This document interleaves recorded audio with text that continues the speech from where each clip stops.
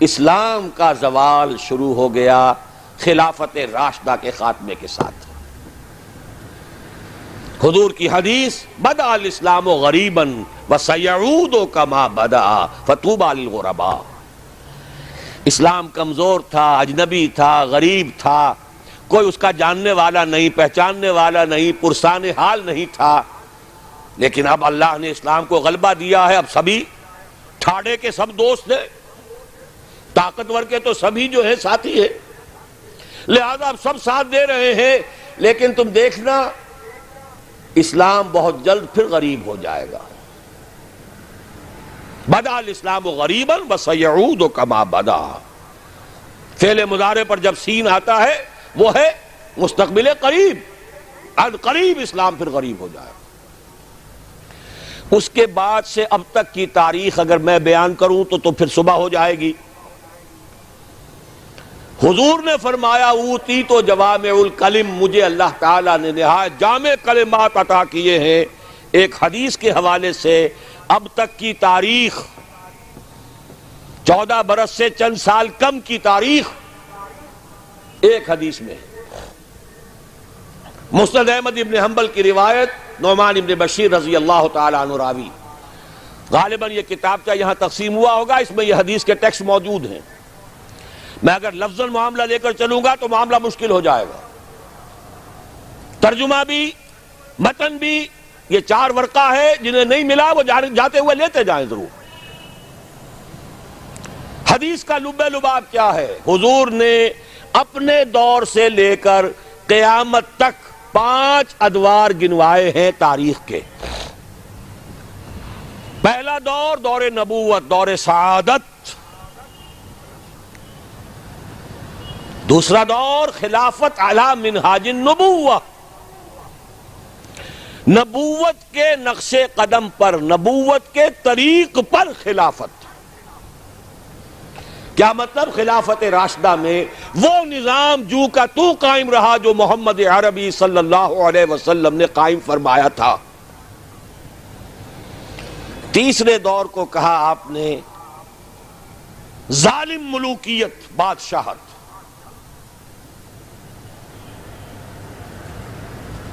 بادشاہت کا ایک اعتبار سے تو آغاز حضرت معاویہ سے بھی ہو گیا رضی اللہ تعالی عنہ۔ کسری العرب کہا گیا انہیں، عرب کے کسریٰ، لیکن معاذ اللہ یہ ظالم کے لفظ کا اطلاق ان پر نہیں ہوگا۔ ان کے 20 سالہ دور خلافت میں نہ کوئی خانہ جنگی، نہ کسی کو قتل کیا گیا، نہ کسی کے پر زیادتی کی گئی، پرامن تھا۔ اگرچہ خلافت راشدہ میں اہل سنت بھی اسے شمار نہیں کرتے، اپنی ذات میں تو راشد تھے کہ نہیں، خلیفہ تھے کہ اپنے وہ صحابی تھے کہ نہیں، اور صحابہ اولئک ہم الراشدون۔ لیکن خلافت راشدہ، خیر اہل تشیع کی جو رائے ہے وہ تو خیر علیحدہ ہے، اہل سنت جو ہے وہ بھی خلافت راشدہ میں شمار نہیں کرتے۔ ابو بکر، عمر، عثمان، علی اور آگے 6 مہینے حضرت حسن کے بھی بعض حضرات شامل کرتے ہیں، تو ایک حدیث کے مطابق 30 سال کی مدت مکمل ہو جاتی ہے۔ ملوکیت اصولی اعتبار سے حضرت معاویہ کے دور میں شروع ہوئی، لیکن ظالم ملوکیت یزید کے دور سے شروع ہوئی۔ اب جو دور شروع ہوا اس میں کربلا بھی ہے۔ حضرت حسین ابن علی رضی اللہ تعالی عنہما، ان کے ساتھی، ان کے خاندان والے کس طرح شہید کیے گئے، اور صرف وہی نہیں ہوئے، عبداللہ ابن زبیر رضی اللہ تعالی عنہما وہ بھی شہید کیے گئے۔ حرم مکہ رنگین ہوا خون سے، ان کی لاش ٹنگی رہی بہت دنوں تک۔ مدینہ بھی نہیں بچا، واقع حرہ میں مدینہ کی حرمت جو ہے اس کو بٹا لگایا گیا۔ یہ دور ملوکیت کے سیاہ کارنامے، حجاج کے ہاتھوں سینکڑوں تابعی شہید ہوئے۔ مسلمانوں کا دور تو ابھی عروج کی طرف جا رہا ہے، اسلام کا دور غربت شروع ہو چکا ہے۔ اسلام اور مسلمانوں کو علیحدہ علیحدہ شے سمجھیے، ساتھ نہیں۔ پہلے 30 برس بھی ساتھ تھے، بلکہ حضور کے 23 برس بھی شامل کر لیجئے، پہلی نصف صدی جو ہے وہ ساتھ ساتھ ہے، دین کا بھی عروج ہو رہا ہے، ساتھ ہی امت مسلمہ کا عروج بھی ہے۔ اس کے بعد امت مسلمہ تو چڑھتی جا رہی ہے اور دین گرنا شروع ہو گیا۔ ویسے یہ بات ذہن میں رکھیے کہ وہ کوئی 2-4 دنوں میں نہیں گرا۔ کھنڈر بتا رہے ہیں عمارت عظیم تھی، یہ 6 منزلہ عمارت، شاہ اسماعیل شہید نے اس اصطلاح کو استعمال کیا ہے۔ یہ 6 منزلہ عمارت کوئی 1000 بلکہ 1200 برس میں جا کر زمین بوس ہوئی ہے، لیکن ہے پھر وہ گریجول ڈکلائن۔ تو تیسرا دور حضور نے فرمایا ظالم ملوکیت، چوتھا دور فرمایا غلامی والی ملوکیت، ملکن جبرین۔ پہلے تو 1000 برس تک بادشاہ مسلمان تو تھے، چاہے ان میں بدماش بھی تھے، عیاش بھی تھے، ظالم بھی تھے، اچھے بھی تھے، نیک بھی تھے، آخر انہیں میں صلاح الدین ایوبی بھی تھے، انہیں میں نور الدین زنگی بھی تھے، انہیں میں اورنگزیب بھی تھے، انہیں میں التتمش بھی تھے، اچھے بھی تھے، اس میں کوئی شک نہیں، لیکن تھے بادشاہ، خلیفہ تو نہیں تھے۔ لیکن یہ کہ اکثر و بیشتر کا معاملہ تو وہی ہے، عیاشیاں ہیں، محل بن رہے ہیں، تاج محل بن رہے ہیں، الحمرا بن رہا ہے، جہاں جائے کوئی اقبال اور جا کر رو کر آ جائے، رو لے اب دل کھول کر دیدہ خون آبا بار، وہ نظر آتا ہے تہذیب حجازی کا مزار۔ یہ وہ دور تھا کہ جو تھا تو دور ملوکیت، لیکن بہرحال ملوک مسلمان تھے۔ چوتھا دور آیا جبکہ غلامی کے ساتھ ملوکیت۔ کیا مطلب؟ ملکہ برطانیہ کی رعایا بن گئے تھے کہ نہیں ہم؟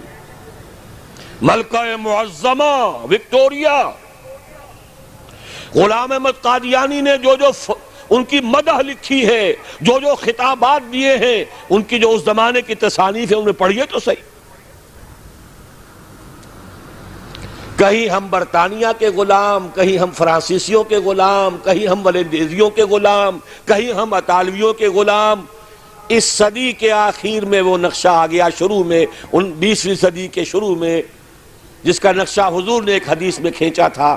صحابہ سے آپ نے فرمایا ایک وقت آئے گا یوشک ان تداعی علیکم الامم، کہ دنیا کی قومیں تم پر ایک دوسرے کو دعوت دیں گی کہ یہ تر نوالا موجود ہے، آؤ اور نوچ کو چھوڑ کر کھاؤ، ادھر سے ہم کھائیں گے، ادھر سے تم کھاؤ، یہ تم لے جاؤ، یہ ہمارے پاس رہے گا۔ مصر انگریزوں کے پاس رہے گا، عراق انگریزوں کے پاس رہے گا، شام فرانسیسی لے جائیں، اور لیبیا اطالوی لے جائیں، اور موراکو اور تونس یہ سب جو ہیں یہ فرانسیسی لے جائیں، ہسپانیہ سہارا لے جائے، یہ سب لے جاؤ، آؤ ٹکا بوٹی کر کے کھا جاؤ۔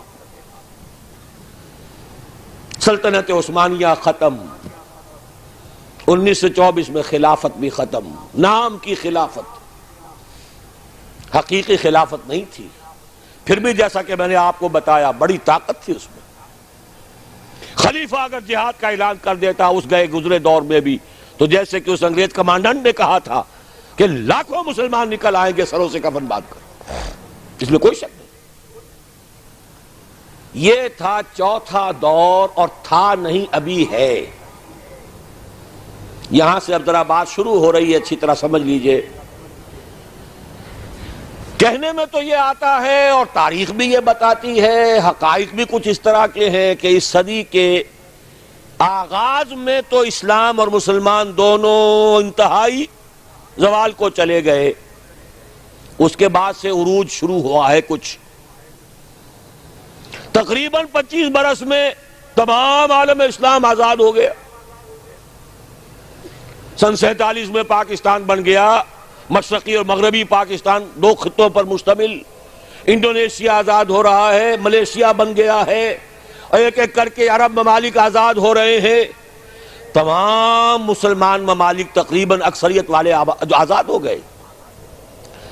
لیکن یہاں سے نوٹ کیجئے، دم لیا تھا نہ قیامت نے ہنوز، پھر تیرا وقت سفر یاد آیا۔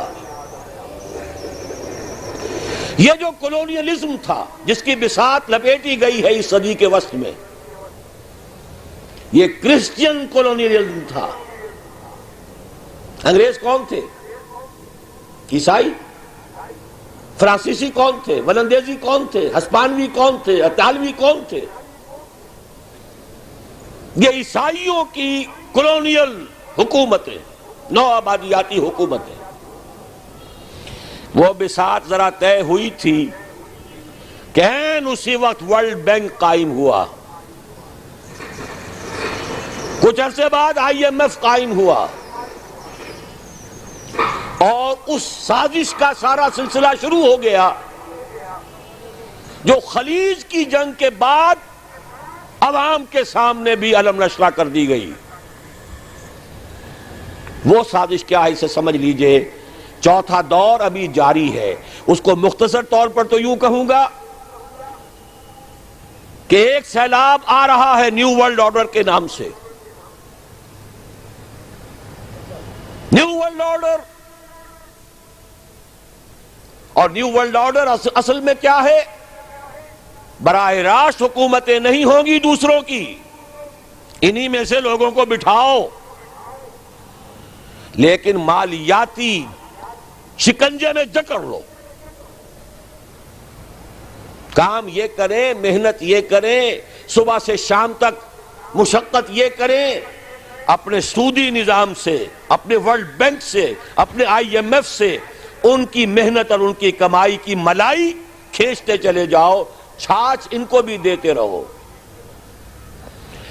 یہ پورا فلسفہ یہود کا ہے، زائنزم کے نام سے جو دنیا میں چل رہا ہے۔ یہود کا کہنا یہ ہے کہ اصل انسان صرف ہم ہیں۔ 13 ملین یا 14 ملین، 1.5 کروڑ سے بھی کم انسان دنیا میں یہودی ہے۔ وہ کہتے ہیں اصل انسان ہم ہیں، باقی یہ 6 ارب جو بھیڑ نظر آتی ہے دنیا میں، یہ اصل میں حیوان ہے، شکلیں انسانوں کی سی ہیں، یہ گوئمز ہیں، یہ جنٹائلز ہیں۔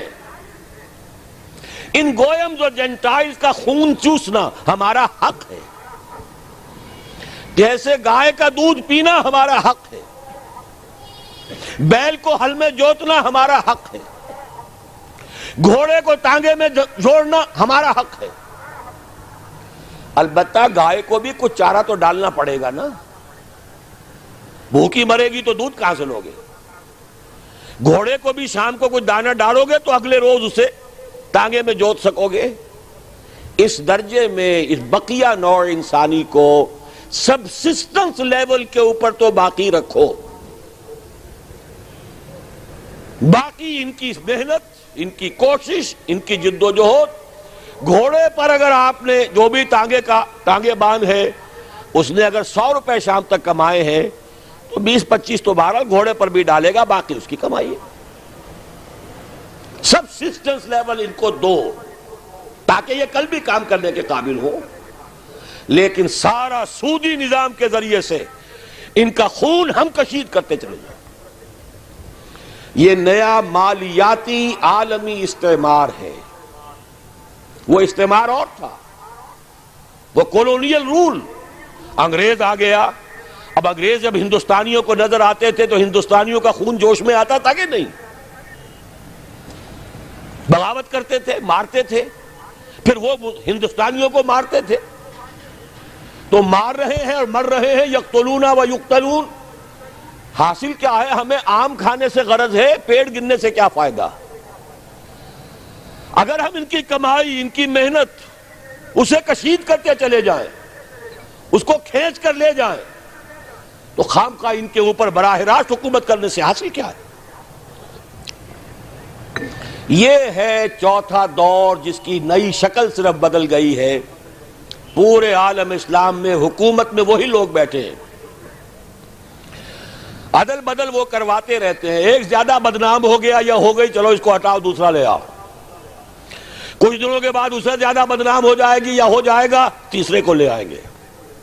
الیکشن کراتے رہو، یہ اسی میں مگن رہے۔ الیکشن، ممبری، کرسی، صدارت بنائے، خوب آزادی نے پھندے۔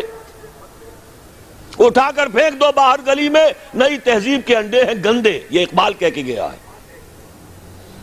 لیکن لگائے رکھو، انہیں کرکٹ کے میچ میں الجھائے رکھو، دیکھتے رہے صبح سے شام تک بیٹھے ہوئے، انہیں پتہ ہی نہ چلے کون ہمارا خون چوس رہا ہے، کتنی جوکیں لگی ہوئی ہیں میرے جسم کے ساتھ اور وہ میرے خون کو چوس رہی ہیں، انہیں پتہ ہی نہ ہو۔ مست رکھو، اقبال نے تو کہا تھا نا، مست رکھو ذکر و فکر صبح گائی میں اسے، اس سے کہیں زیادہ لذت جو ہے وہ اب وہ میچ دیکھنے میں آ رہی ہے۔ لگاؤ ان کو، طرح طرح کے نام سے جو ہے جوئے کے اندر لگاؤ۔ یہ تمام دھندے اس لیے ہیں، یہ اس میں مگن رہے حیوانوں کی طرح۔ اور یہ بھی نوٹ کر لیجئے، یہ بھی ان کے پروٹوکولز میں ہے، اخلاقی اعتبار سے انہیں کرپٹ کر دو، انہیں تمیز ہی نہ رہے بیٹی میں اور بیوی میں، انہیں تمیز نہ رہے مرد اور عورت میں، حیوان، بالکل حیوان بنا دو۔ انسانیت کہیں رہ گئی تو کسی اور بغاوت کا اندیشہ ہے۔ عورت کو باہر نکالو گھر سے، اسے شمع محفل بناؤ، اسے ہتھیاروں، اسے اشتہاروں کا موضوع بناؤ۔ موٹر سائیکل کا اشتہار ہے تو عورت، چائے کا اشتہار ہے تو عورت۔ یہ سارے کھیل یوں ہی نہیں ہو رہے، protocols of the elders of دی زائن 1897 کے ان کا ذرا مشاہدہ کیجئے تو معلوم ہو جائے گا جو کچھ ہو رہا ہے وہ یہود کی وہ سازش۔ حضور صلی اللہ علیہ وسلم کی اس مقصد بعثت کی تکمیل کا سیلاب جب چلا تھا، تھمتا نہ تھا کسی سے سیل رواں ہمارا، کس نے روکا؟ نہ ایرانیوں کی تلواریں روک سکیں، نہ رومی لیجنز، رومی فوجی، دنیا جو ہے تھراتی تھی ان کے نام سے، نہیں روک سکے اس سیلاب کو۔ حضرت خالد نے کہا تھا رومیوں سے، تم اپنی تعداد پر نہ جانا، اپنے اسلحہ پر نہ جانا، جان لو تمہارا مقابلہ آج اس قوم سے ہے جسے موت اتنی ہی عزیز ہے جتنی تمہیں زندگی عزیز ہے۔ منحصر مرنے پہ ہو جس کی امید، نا امیدی اس کی دیکھا چاہیے جو موت کا خواہش مند ہے۔ شہادت ہے مطلوب و مقصود مومن، نہ مال غنیمت نہ کشور کشائی، اسے کون شکست دے گا؟ تو اچھی طرح سمجھ لیجئے یہ سارا پیکج ہے۔ یہ پیکج کا لفظ آج کل بہت استعمال ہو رہا ہے، پیکج۔ یہ پورا پیکج ہے، انسان کو حیوان بناؤ، جنسی اعتبار سے حیوان، اور اس کو حیوان کی سطح پر لا کر کام کرو، صرف روزی کھاؤ جو تمہارے لیے ضروری ہے، باقی تمہاری محنت کا سب حاصل ملائی اوپر کی ہم لے جائیں گے۔ یہ ہے اس وقت اس چوتھے دور کا نصف ثانی۔ شکل بدل گئی ہے، صورت تبدیل ہو گئی ہے، ابھی ہم غلام ہیں۔ فرق صرف یہ ہے کہ پہلے انگریز فوجی بھی نظر آتے تھے، اب نظر نہیں آتے۔ اب ہمارا ہی قوم کا کوئی فرد ان کا کارندہ بن کر، قرقمین بن کر بیٹھا ہے آ کر۔ معین صاحب کیا کرنے آئے تھے؟ قرقی کرنے آئے تھے۔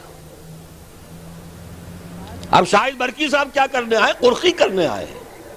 بے نظیر تو اس لیے بدنام ہو گئی، فلاں شے مہنگی، فلاں شے مہنگی، فلاں شے مہنگی، وہ گئی تو اس کے بعد جو مہنگائی کا طوفان آ رہا ہے وہ کون لا رہا ہے؟ اور ابھی نہ معلوم کتنی حکومتوں کے جھٹکے ہوں گے، کتنی حکومتیں قربان ہوگی۔ یہ دور ہے چوتھا دور،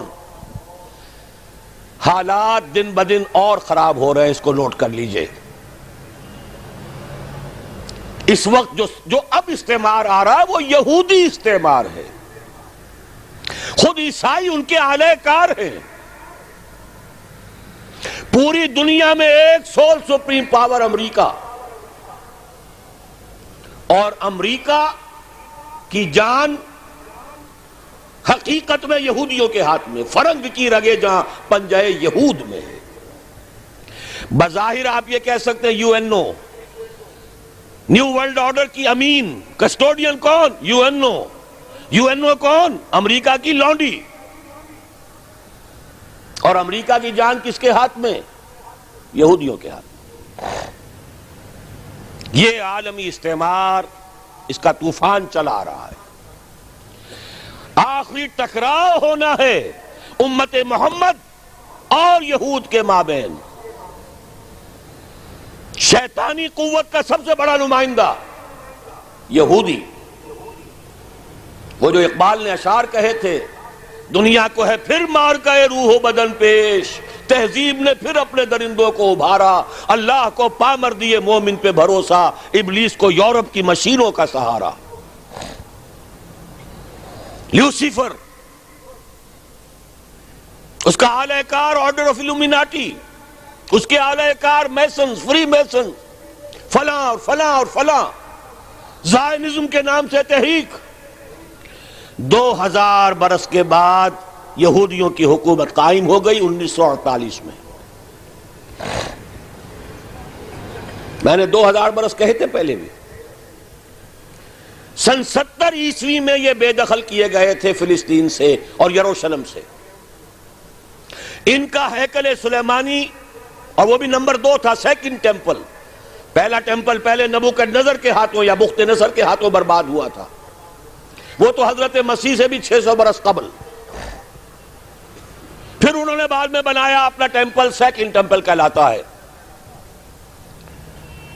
سن 70 عیسوی میں رومنز نے اسے بھی گرا دیا. وہ آج تک گرا پڑا ہے، اس کی صرف ایک دیوار سلامت ہے، کوئی چھوٹی سی کہیں، جس کو ویلنگ وال کہتے ہیں. وہاں جاتے ہیں، زیارت کرتے ہیں اور سر پھوڑتے ہیں اپنا اور ماتم کرتے ہیں، روتے ہیں.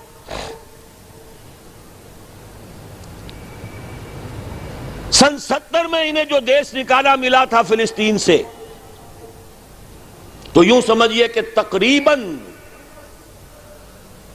550 برس کے بعد حضرت عمر رضی اللہ تعالیٰ عنہ کے ہاتھوں جب یروشلم فتح ہوا ہے، اس کے بعد سے انہیں یروشلم میں داخلے کی اجازت ملی. حضرت عمر نے رحم فرمایا کہ تم بھی آ سکتے ہو یہاں، لیکن جو کرسچنز نے، عیسائیوں نے جب قبضہ دیا تھا، چونکہ فتح نہیں کیا تھا مسلمانوں نے یروشلم کو، فتح نہیں ہو سکا تھا، وہ تو انہوں نے ایک معاہدے کے تحت ہینڈ اوور کیا ہے، سرنڈر کیا ہے. اور اس معاہدے میں عیسائیوں نے یہ بات طے کرا دی تھی کہ یہاں یہودیوں کو آباد ہونے کی اجازت نہیں دی جائے گی. آئیں، زیارت کریں، چلے جائیں. مکان نہیں خرید سکتے، زمین نہیں خرید سکتے، سیٹل نہیں ہو سکتے. لیکن 1900، بلکہ نوٹ کر لیجئے 1897 میں، اب یہ 1997 آ رہا ہے اگلے سال کیا، اب تو بہت قریب آ گیا، سال تو بہت بڑی بات ہوتی ہے. 1 مہینے بعد، 1.25 مہینے بعد شروع ہو رہا ہے. پورے 100 برس قبل یہودی بینکرز تھے، کچھ بڑے بڑے بینکرز، سوئٹزرلینڈ میں جمع ہوئے، نقشہ بنایا، اسکیم بنائی.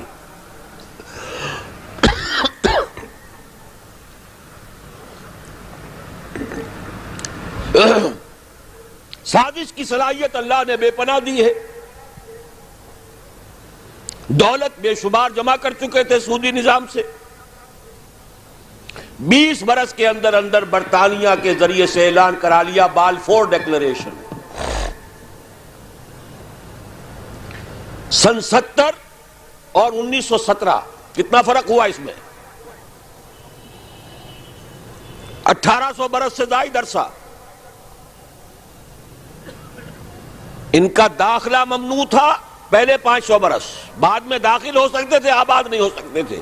1917 میں بالفور ڈیکلریشن کے ذریعے حق مل گیا کہ ہاں یہ بھی آ سکتے ہیں، مکان خرید سکتے ہیں. چونکہ اب ظاہر بات ہے پہلی جنگ عظیم کے بعد مسلمان تو چت پڑا ہے، کون بولے گا. اندیشہ ہو سکتا تھا تو ترک خلافت سے ہو سکتا تھا کہ کہیں تنگ آمد بجنگ آمد خلیفہ کہیں اعلان کر بیٹھا جہاد کا تو کیا ہو جائے گا پوری دنیا میں، لہذا خلافت ختم کرواؤ.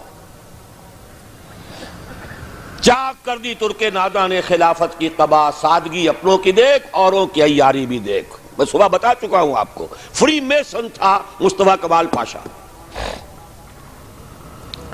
بہرحال 1917 کا بالفور ڈیکلریشن، اب آنے شروع ہوئے یہودی. یہودی آیا کسی عرب سے پوچھا بھائی اس مکان کا کیا مانگتے ہو؟ یہ 2 لاکھ. لو بھائی 3 لاکھ لے لو لیکن صبح ہی صبح نکل جاؤ. اس کھیت کے کتنے دام ہیں؟ جو دام بتایا اسے بڑھ کر کے جلدی سے جاؤ. اس وقت انہوں نے ابتدا میں کوئی تشدد نہیں کیا، لیکن دولت، اس کی چمک، ہوتے ہوتے اتنے قدم جما لیے کہ پھر 1948 میں اسرائیل ایک ریاست کی حیثیت سے دنیا میں قائم ہے. اس کے ساتھ جوڑ ملا لیجئے 1947 میں پاکستان قائم ہوا تھا. یہ ہم عصر واقعات یوں ہی نہیں ہے کہ ایسے ہی آ کر جوڑ مل گئے ہیں. تاریخ کے کچھ واقعات ہماری نگاہوں کے سامنے ہوتے ہیں، کچھ پیچھے اللہ تعالیٰ کی مشیت، وہ جو پیچھے کار فرما ہوتی ہے وہ اپنی جگہ ہے. بہرحال 1948 میں قائم ہوا. 19 برس کے بعد 1967 میں جنگ، اور اس نے اپنے حدود بڑھا لیے، مشرق میں، مغرب میں، شمال میں. یروشلم پر بھی قبضہ ہو گیا. 1967 سے اب یروشلم ان کے قبضے میں ہے. 30 برس ہونے کو آئے ہیں، اور اب یوں سمجھیے کہ تلی ہوئی ہے. اس وقت تاریخ کی ترازو تنی ہوئی ہے. وہ لوگ تلے ہوئے ہیں مسجد اقصی کو شہید کر کے اپنا 3rd ٹیمپل بنانے کے لیے. سارا کام ہو چکا ہے، نقشے بن چکے ہیں. پچھلی دنوں مسجد اقصی کے ڈوم کے لیے شہنشاہ جو ہیں اردن کے شاہ حسین، انہوں نے کتنے من سونا دیا تھا تاکہ اس کے اوپر پتری چڑھا دی جائے. تو یہودیوں نے کہا تھا یہ سارا سونا ہمارے ہیکل کی تعمیر کے کام آئے گا. کھل کر کہا. اب یہ کہ مسجد اقصی کے ساتھ جانے والی ٹنل کھول دی گئی ہے. کوئی دن کی بات ہے کہ کوئی یہودی، کوئی جنونی جائے گا وہاں پر جا کر ایکسپلوسیو رکھ آئے گا، اور اس ایکسپلوسیو کے نتیجے میں مسجد اقصی شہید ہو جائے گی. پھر کہیں گے بھائی ہمارا کوئی جنونی کر گیا. جب کر گیا تو چلو اب جو ہو گیا فیٹ اکمپلی ہے یہ، اب یہاں ہمارا ٹیمپل بننے دو. اور امت مسلمہ کی نبض وہ دیکھ چکے ہیں ایودھیا کی مسجد گرا کر. پوری دنیا میں کسی مسلمان کو محسوس ہی نہیں ہوا. ہندوستان کا مسلمان کھڑا ہوا احتجاج کے لیے، غیر منظم مشتعل ہو گیا، پولیس کے ہاتھوں 6000 آدمی مارا گیا.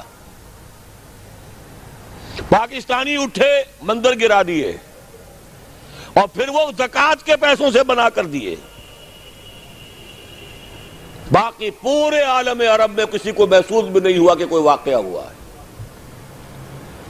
دیورس RSS کا جو گرو تھا، ابھی مرا نہیں ہے لیکن اپنی صحت کی خرابی کی وجہ سے اس نے ایک چوتھے گرو کو حوالے کر دیا ہے. RSS راشٹریہ سیوک سنگھ، اس نے یہ سرکولر ایشو کر دیا تھا پورے ہندوستان کی ہندو جماعتوں، انجمنوں، سوسائٹیوں کو. اب ہمیں طے کر لینا چاہیے اور کھل کر کہنا چاہیے کہ ہندوستان کی سرزمین کو مسلمان کے وجود سے ہم پاک کریں گے. اور میں تمہیں پورا اطمینان دلاتا ہوں کہ کہیں کوئی ری ایکشن نہیں ہوگا. کوئی تھوڑا سا پاکستان میں، کوئی بنگلہ دیش میں، ان کی ہمیں پرواہ نہیں ہے. انہیں پورا یقین ہے عالم عرب اور بقیہ پورا عالم اسلام بولے گا نہیں. بہرحال یہ جو فضا تنی ہوئی ہے، اس کے حوالے سے اب میں صرف آخری بات آپ سے کروں گا. فضا بہت خراب، حالات بہت خراب، لیکن اس مایوسی کے اندھیارے میں خوشخبری ہے محمد الرسول اللہ صلی اللہ علیہ وسلم کی عطا کردہ کہ یہ چوتھا دور بھی بالآخر ختم ہوگا اور 5واں دور آئے گا. ثم تکون خلافتا علی منہاج النبوہ، پھر دور آئے گا خلافت علی منہاج النبوہ کا. پوری حدیث اس کتابچے میں ہے، دیکھ لیجئے گا. اور اب جب یہ خلافت آئے گی، 2 حدیثیں اور موجود ہیں جو میں نے شروع میں پڑھی بھی ہیں. ان کا حاصل یہ کہ اب گلوبل ہوگی، پوری دنیا میں ہوگی، کل کرۂ ارضی پر ہوگی، تمام عالم انسانیت پر ہوگی.